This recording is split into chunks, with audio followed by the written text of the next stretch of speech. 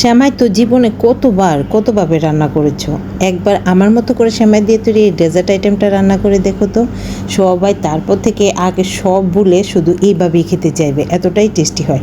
তাহলে চলো কিভাবে কি করলাম সেটা তোমাদের সাথে শেয়ার করি। সেই জন্য দেখতেই পাচ্ছ একটা বাটি নিয়ে নিলাম আর তাতে অর্ধেক প্যাকেট সেমাই দিয়েছি। অফকোর্স সেমাই লাগবে, যেহেতু সেমাই দিয়ে ডেজার্টটা তৈরি করব।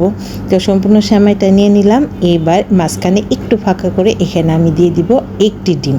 আমি এখানে অর্ধেক প্যাকেট সেমাই নিয়েছি, তোমরা চাইলে কিন্তু তোমাদের প্রয়োজন অনুযায়ী আরও বাড়িয়েও করে নিতে পারো। তো ডিমটা দিয়ে দিলাম। ডিমটা দিয়ে এবার উপর থেকে দিয়ে দিব এখানে আমি একটু গরু দুধের প্যাকেট দিয়ে দিলাম, এতে করে খেতে অনেক বেশি টেস্টি হবে।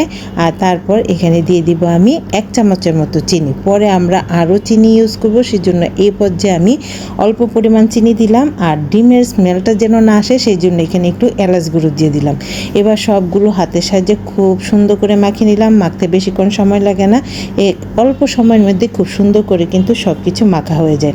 তো দেখতে পাচ্ছ একটা ডোয়ের মতো তৈরি হয়ে গেছে। এবার ছোট ছোট করে লেচি কেটে নেব আর সবগুলো একই সাইজের করে কেটে নেওয়ার চেষ্টা করব। তো সম্পূর্ণটা থেকে আগে ডো আকারে নিয়ে নিব আর তারপর হাতের তালুতে নিয়ে নিব একটু ঘিটা মাখালে ঘিয়ের স্মেলটা আসে, যার কারণে খেতে আরও বেশি টেস্টি হয়। তো ঘিটা হাতে খুব ভালো করে মাখিয়ে তারপর এগুলোকে চপের মতো করে গড়ে নিব। তোমরা চাইলে অন্য যে কোনো শেপ দিতে পারো, তবে আমি এরকম শেপই দিলাম, এতে করে দেখতে সুন্দর লাগে। তো দেখতে পাচ্ছ কত সুন্দর হয়েছে। এভাবে সবগুলো কিন্তু আমি তৈরি করে নেব। সবগুলো তৈরি করা হয়ে গেল। এবার চলে যাব চুলায় বসিয়ে দিলাম একটি প্যান। আগে থাকতে তেলটা গরম করে নিয়েছি আর তারপর সবগুলো এক এক করে দিয়ে দিলাম। আর অবশ্যই কিন্তু চুলার আঁচটা কমিয়ে রাখবে, কারণ যেহেতু সেমাই দেওয়ার সাথে সাথে কিন্তু রান্না হয়ে যাবে। সেই জন্য চুলার আঁচটা কমিয়ে রেখে একটু সময় নিয়ে হালকা করে ভাজবে, বেশি লাল করে ভাজা যাবে না, তাহলে আমরা পরবর্তীতে একটা মালাই তৈরি করব। এই মালাইটা কিন্তু আর চপে ঢুকবে না, খেতে ভালো লাগবে না। সেই জন্য অল্প আছে তারপর চপগুলোকে খুব সুন্দর করে ভেজে নিতে হবে। তো দেখতে পাচ্ছ আমার চপগুলো কিন্তু ভাজা হয়ে গেছে। এবার অন্য একটি কড়াইতে আমি 1 লিটারের মতো দুধ দিয়ে দিলাম। যেহেতু এই মালাইটা খেতে অনেক বেশি টেস্টি হয়, সেই জন্য আমি 1 লিটার দুধই নিয়ে নিলাম। আর তারপরে এতে তেজপাতা, এলাচ, দারুচিনি দিয়ে দিলাম।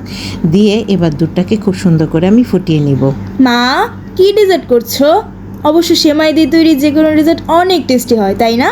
হ্যাঁ তাই, সেই জন্যই তো তৈরি করছি। তো দেখো কথা বলতে বলতে আমি কিন্তু এখানে গরু দুধের প্যাকেটটাও দিয়ে দিলাম, যাতে দুধটা তাড়াতাড়ি ঘন হয়ে যায়। দুধটা ঘন হতে থাক আর ততক্ষণে অন্য একটা প্রিপারেশন করে নিব। এখানে দেখো গোবিন্দভোগ চাল আমি 3-4 ঘন্টার মতো ভিজিয়ে রেখেছিলাম। এবার এই চালটা দুধ দিয়ে খুব ভালো করে ব্লেন্ড করে নিব। আর ততক্ষণে কিন্তু আমাদের দুধটাও অনেক ঘন হয়ে গেছে। এই পর্যায়ে এখন আমি দিয়ে দিব সেই ব্লেন্ড করে রাখা চালটা দিয়ে দিব। একদিকে দিতে থাকবো আর অন্য দিকে নাড়তে থাকবো, কারণ নতুবা নিচের দিকে কিন্তু খুব তাড়াতাড়ি ধরে যায়। সেই জন্য নাড়া কিছুতে বন্ধ রাখতে পারবে না। অনবরত নাড়তে নাড়তে তারপর দেখবি কিছুক্ষণের মধ্যে দুধটা অনেকটা ঘন হয়ে যাবে। এরপর যে এখানে দিয়ে দিলাম স্বাদ অনুযায়ী চিনিটা তোমরা তোমাদের চয়েস অনুযায়ী বাড়িয়ে বা কমিয়ে দিতে পারো। তবে যেহেতু ডেজার্ট একটু মিষ্টি না হলে কিন্তু খেতে ভালো লাগে না। তো দেখো আরও একটু মিষ্টি দিয়ে দিলাম। দিয়ে এবার সব কিছু নেড়ে চেড়ে খুব ভালো করে মিশিয়ে দিতে হবে। সব কিছু খুব ভালো করে নেড়ে চেড়ে মিশানো হয়ে গেলে এখানে দিয়ে দিব খুব অল্প পরিমাণ লবণ। যে কোনো ডেজার্ট আইটেমে একটু লবণ দিলে কিন্তু স্বাদের ব্যালেন্সটা খুব সুন্দর হয়।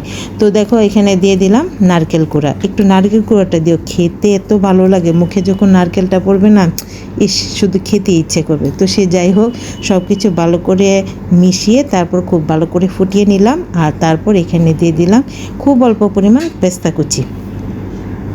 আর সাথেই দিয়ে দিলাম আগে থেকে ভেজে রাখা চপগুলো দিয়ে আবার সব কিছু ভালো করে মিশিয়ে এই পর্যায়ে আমি এটাকে 3-4 মিনিটের মতো ফুটিয়ে নিব। খুব ভালো করে ফুটিয়ে নিতে হবে। 3-4 মিনিট যখন খুব ভালো করে ফুটানো হয়ে যাবে, তখন কিন্তু আমি চুলাটা অফ করে দিব। আর অফ করে দিয়ে ঢাকনা দিয়ে ডেকে এটাকে মিনিমাম 3-4 ঘন্টা রেস্টে রেখে দিব। আর 3-4 ঘন্টা পর আমি সার্ভ করে তোমাদের দেখিয়ে দিচ্ছি। দেখো কি পরিমাণ টেস্টি হয়েছে।